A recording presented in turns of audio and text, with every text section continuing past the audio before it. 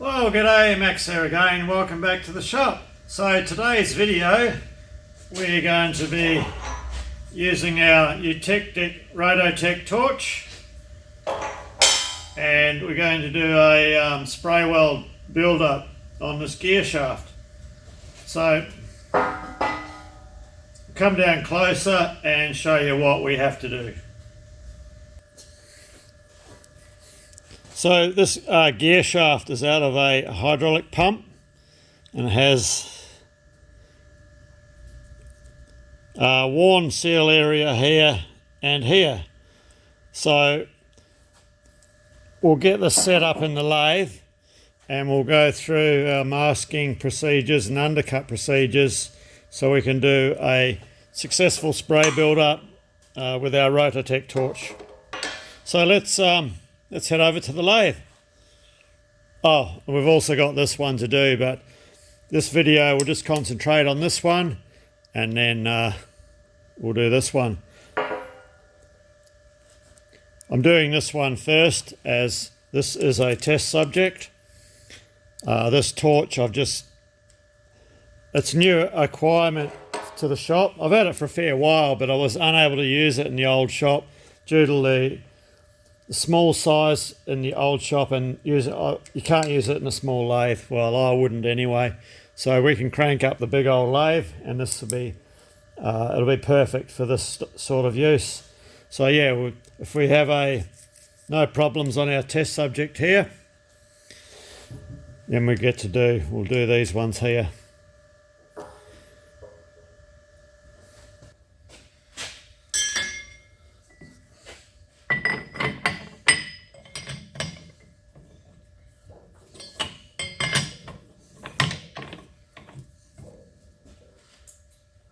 We're just going to put some copper shims under the jaws.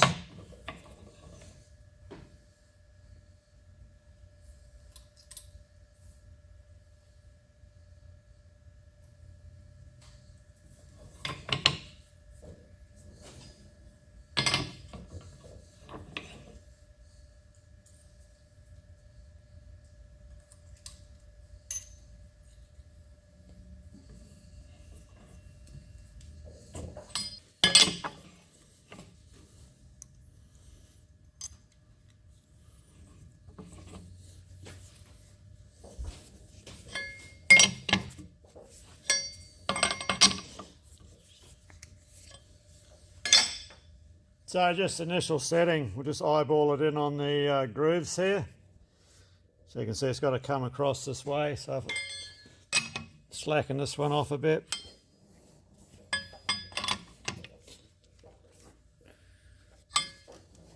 Tad more.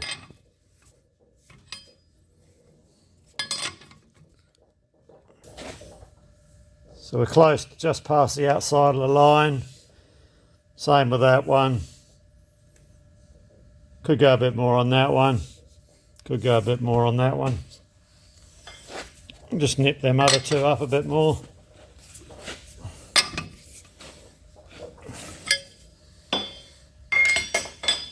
So just give that a spin by hand. So we're probably within 20th thou there. Before we even put an indicator on it, we'll have a look at the other end.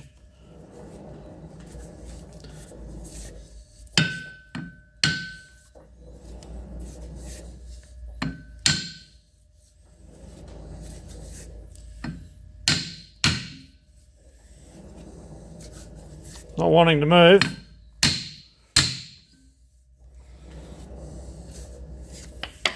Let me just slacken them jaws off just a tad.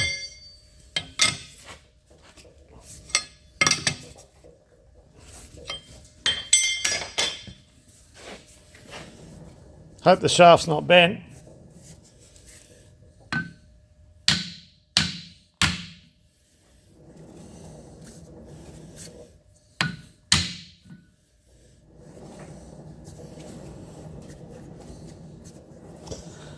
Okay, let's get an indicator on the other end.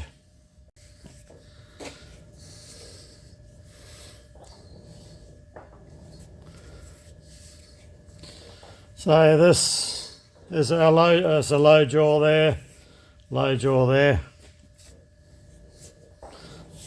And just pick one, any one will do. We'll just slacken off the low jaw a bit. Come round to its opposite jaw. Split the difference to where it is now to where it was, somewhere around there.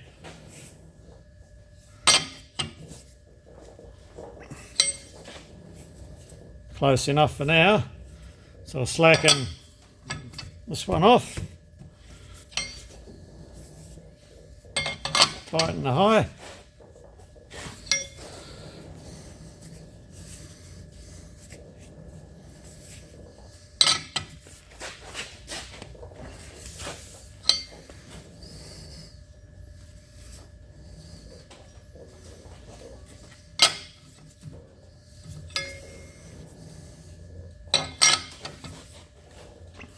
The indicator's a bit sticky.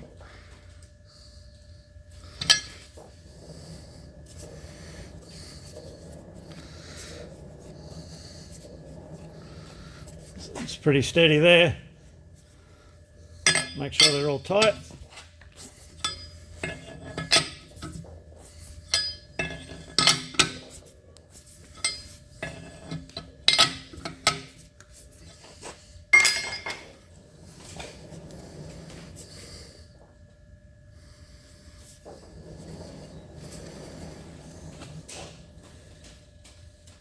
Pretty solid reading there.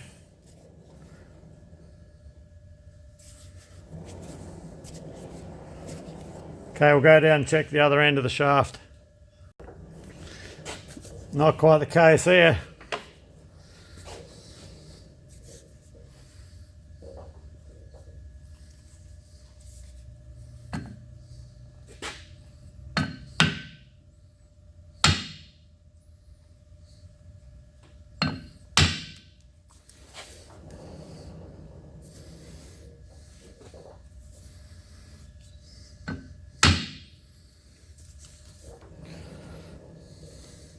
Okay, either the wear in this chuck, which is it's probably more the case, is preventing that from being tapped over. So what we've got to do is this. We're going to have to alter the position of two or more of the copper shims. So we look at where our needle is on this jaw. We'll come around the other side. Okay, we've got a 10th thou discrepancy, so we're really only 5 thou out this way. We'll come round to the other side. And we got 30 thou difference there. So the shaft's got to come around this way. So if we rotate the two copper strips on these two jaws here and leave these copper strips lengthwise, it gives the part a chance to come around. So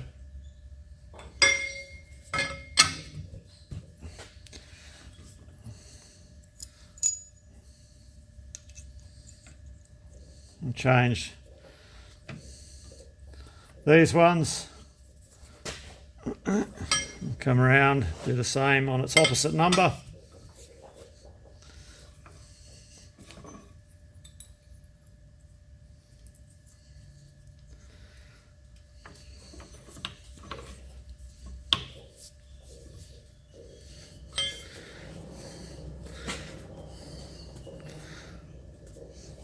See, we're within 6 thou there. We'll just give that a bit of a tap on the high.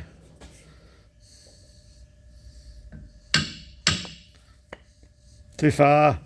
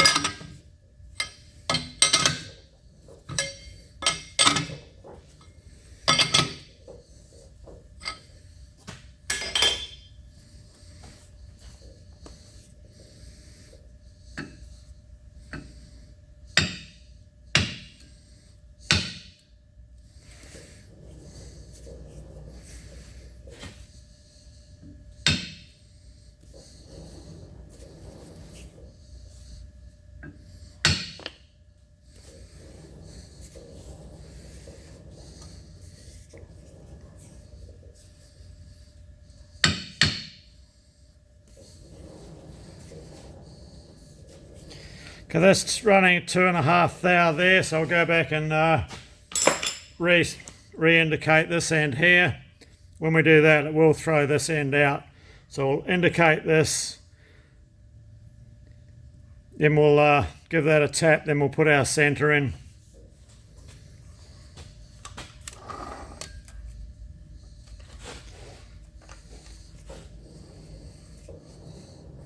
Yeah, we're about 10 thou out here.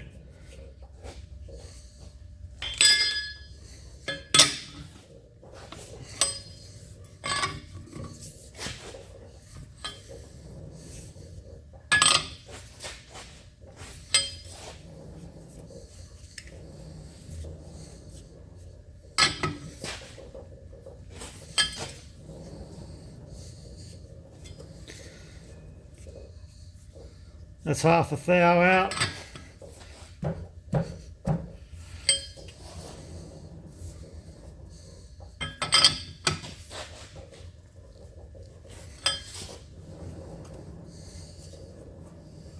Quarter of a thou. Just make sure they're all tight.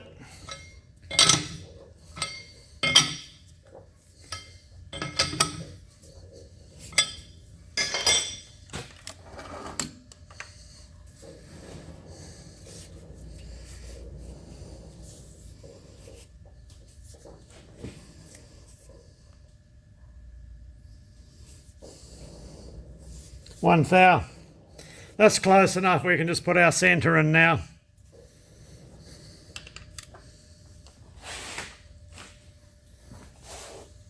See what it looks like.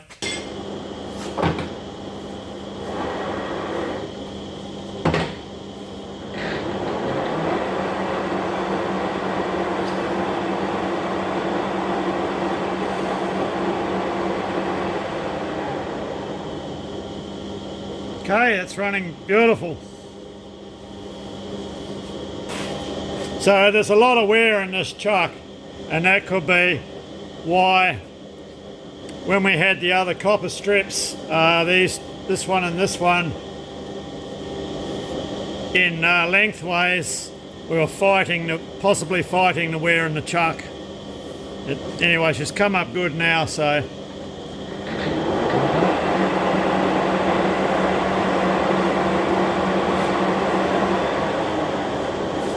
Get our centre in.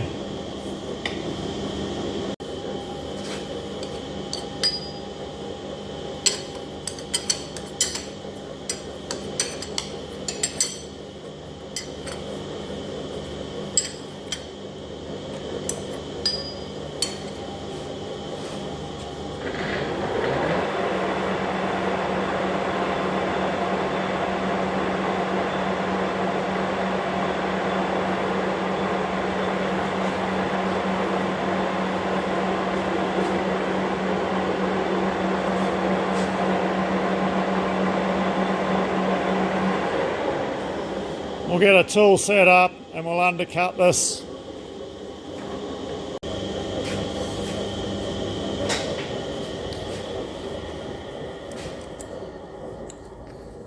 Just pull this insert out, swap these tools over to the right hand tool, the left hand tool, because I have to swap the insert seat over. If I can get it out.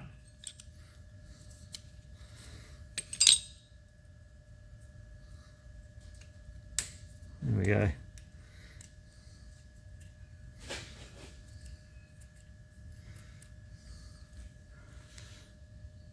That's the insert seat, what the insert sits on.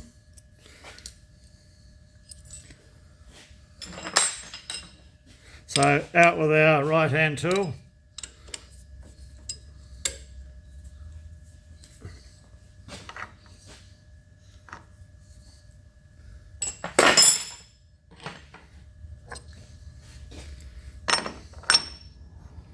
In with the left hand tool.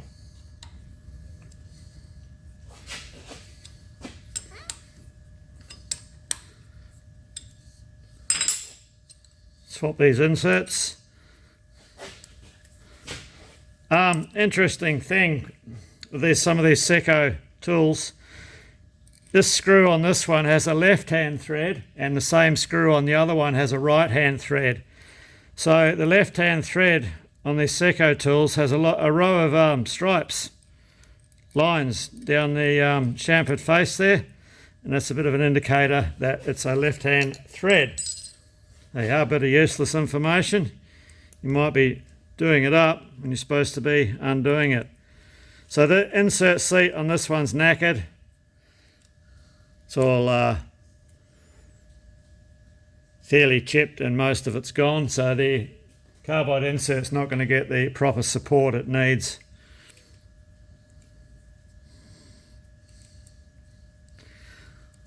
If we can find an edge that's not knackered, that one there. This is all the gory details that would normally get edited out.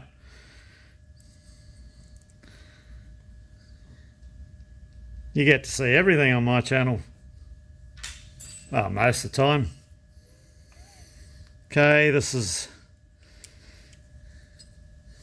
a large radius insert. Large nose radius for roughing. The one I took out is a finishing insert. This has an 08 radius.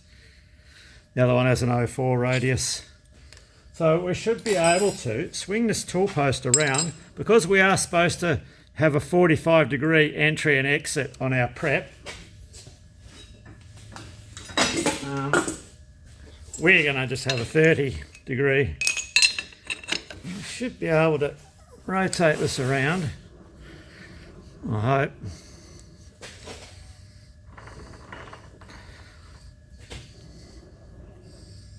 Probably have to stick our tool out a fair bit, or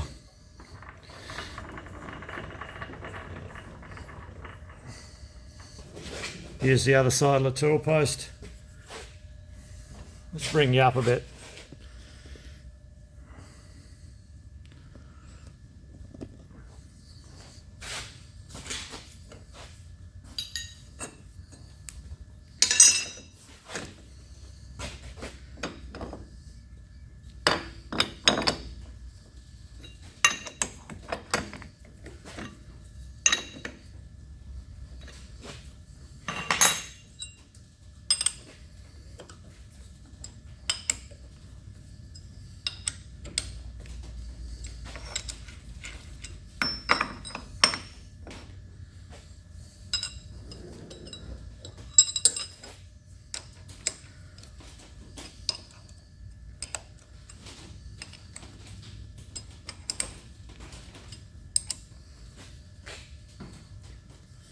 Looks like we're a fair bit above centre as well.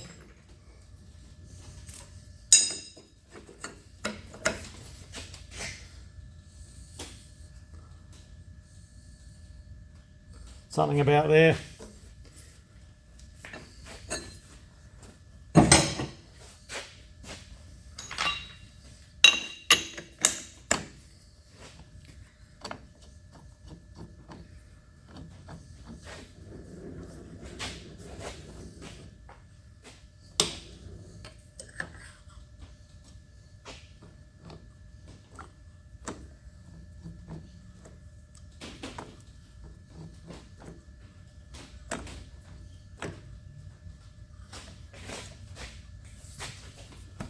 Close enough.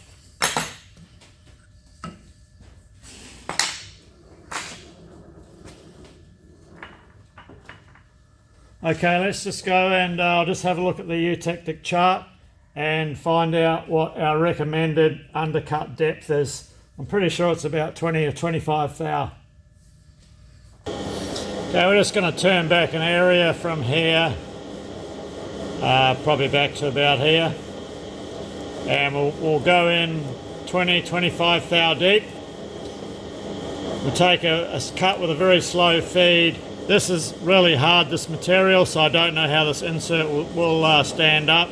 Worst comes to worst, I've got the tool post grinder on standby. When we do the other shaft, we will have to do the undercut with the tool post grinder, because that other shaft is way harder than this, and this is quite hard, but we'll see how we go.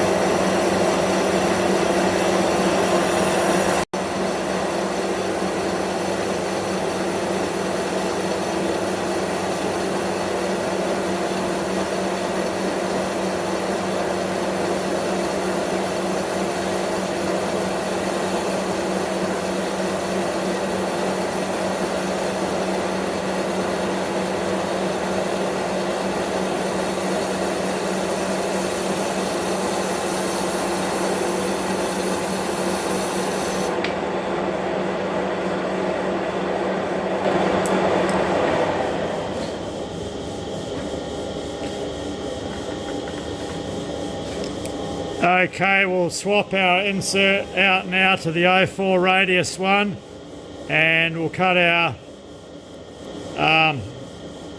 we've got to cut a coarse finish on the bottom, so we want to be feeding along at about a 15th thou feed rate.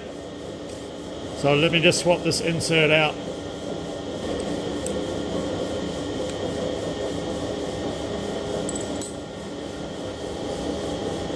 Okay, we'll set our feed box to 15th thou.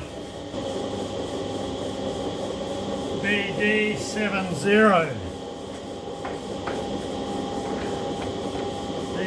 BD07.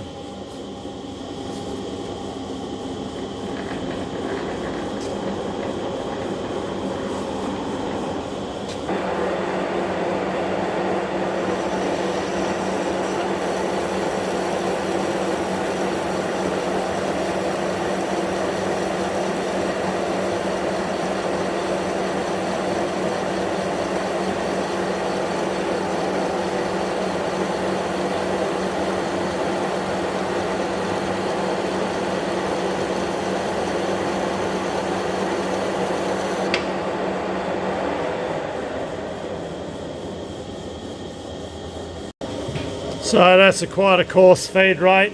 That gives the powder something to grip onto, and you're supposed to leave a 1/16 of an inch plain at either end. So we'll get our masking compound on now. We probably should have put it on before we turned that, but we forgot, so let's get it on now.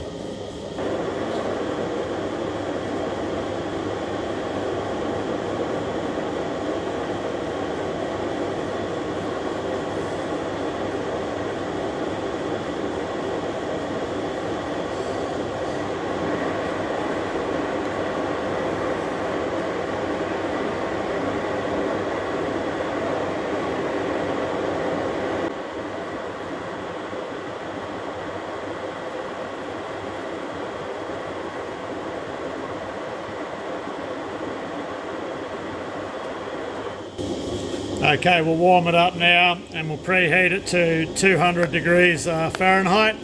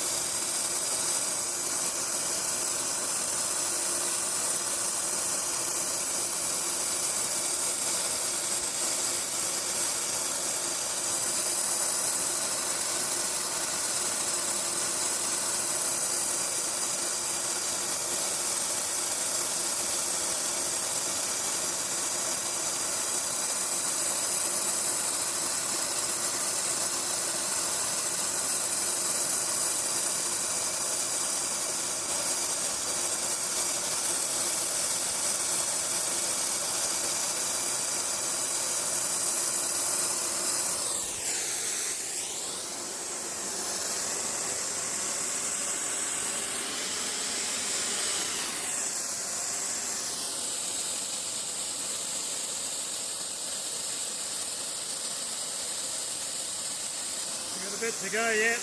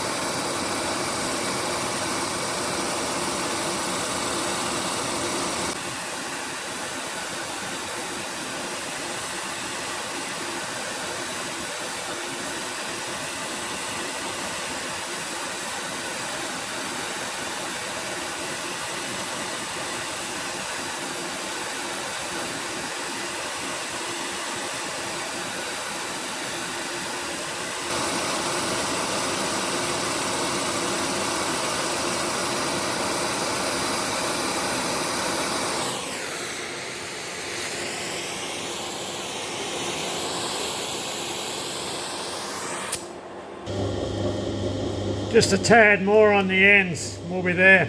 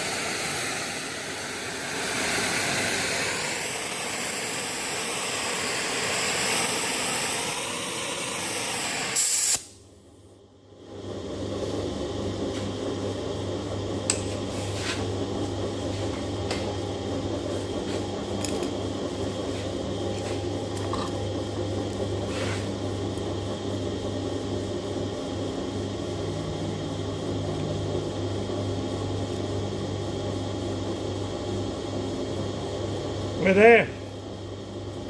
Okay, I'll let that cool down.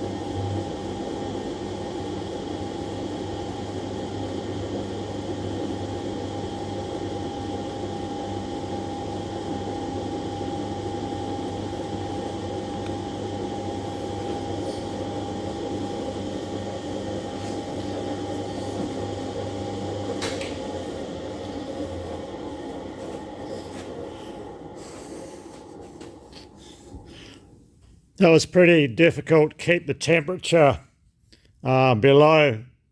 We'll do my best to keep the temperature below 500 Fahrenheit. Yeah, it can sneak up on you, so you've got to be a bit careful. So we'll let this cool off overnight and come back and machine it tomorrow. It's funny how the build-up follows the contour where we've undercut it. Well, I think so far so good. I did have some concerns. You see that discoloration back here, the straw colour. I thought to myself, oh, okay, we've got it too hot, but it's just a staining. It rubs off. So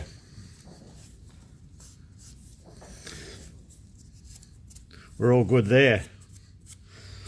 Okay, so what I'll do now is I'll give this a clean up with a wire wheel, and then we can turn our OD down with this carbide tool here.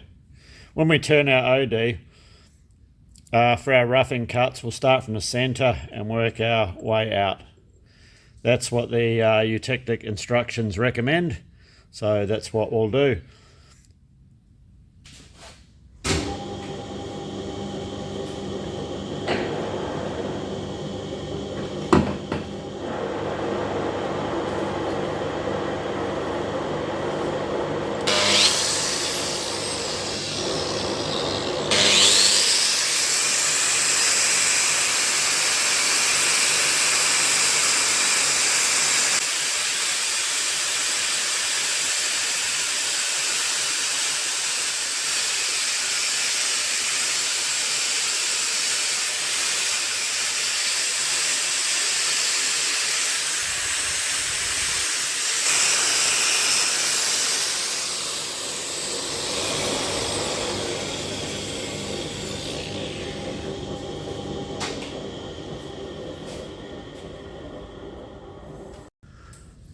So before I break the setup down here in the tool post, I was using this crossbar to rest the torch on, and this also gives me the exact distance I need away from the part.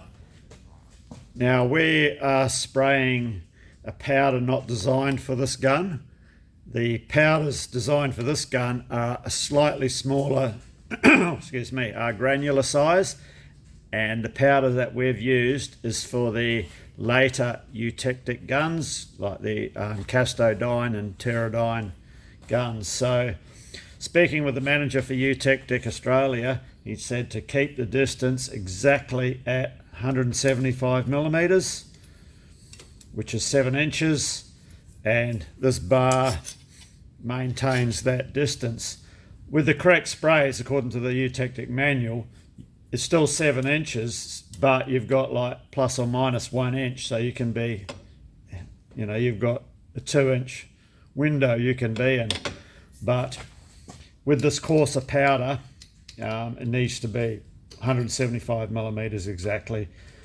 What can happen if you're too far away, the powder will oxidize and won't bond correctly. And if you're too close, oh, honestly, I can't remember now. So that's another point that I have to do some research on. So what he also told me, if one of the results, if I was spraying too far away, if the powder oxidizes, and doesn't allow it to stick properly, to bond properly, you'll find it'll be breaking out when we're doing the turning. So we'll see how we go. So as far as the RPM we machine this to, this powder here, 19121, I think crosses over pretty close to the powder that we use. So work speed in feet per minute, 60 feet per minute. Our feed rate's 1.5 thou. Maximum depth of cut 10 thou, finish cut 5 thou. So that puts us on, we're on 190 RPM, which is it's a tad over what they recommend, but it's I've got 140 or 190. I'd rather use 190, a bit over than a bit under. So let's see how we go. We'll pick up our high spots and we'll turn from the inside out.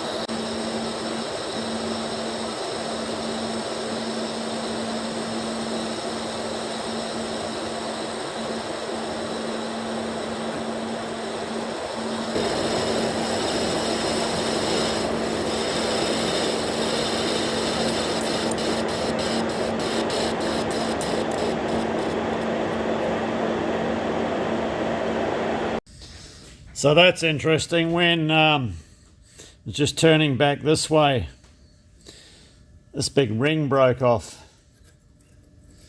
Of course, we had the masking under here. Now, because I got that wrapped up in spraying, when I was taking the measurements for spraying, I was going off this diameter here, totally forgetting that the shaft steps down. Here's another shaft the same. So you can see it has this step in diameter. So we've got a fair bit more spray on there than what we actually require. I was starting to get a bit worried about, shit, is this going to clean up? But yeah, once I saw that break off, we've got a fair way to go. And then we have to turn it back to about here is the edge of our shoulder, which on the other shaft is right here. So we're still in a good place.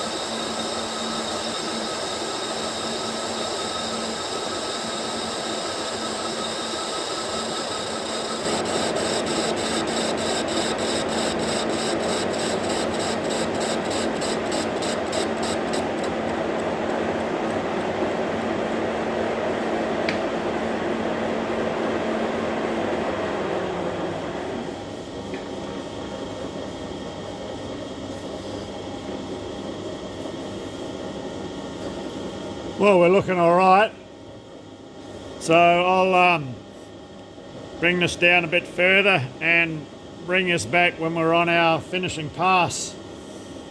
It's all looking very well. You do have to use really sharp tools though. So I'll take this tool back out and give it another touch up. Right, last fourth hour.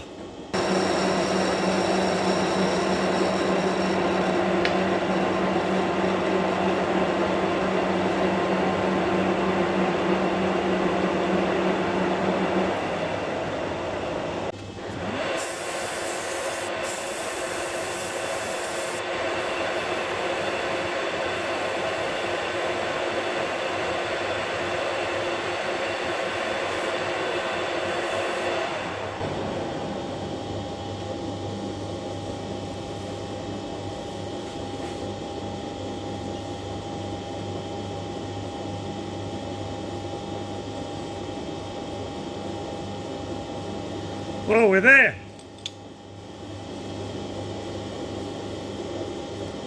Well, it was a bit of an educational experience, I must say. Oh, there's our finished part. It looks the same as any other metal spraying I've seen in the past. It is important to keep your machine covered over with this stuff. You don't want, this is really nasty stuff, this. You do not want this getting under your way wipers. Pity you can't recycle it. So the carbide tool I ended up having to sharpen after every pass pretty well, so I'm going to have to go for a higher grade of carbide, possibly a micro 100 or something, if I can get hold of one of them. I'll probably have to import it in from the States. I don't think we can get that here, I'm not sure. All right, let's get this out.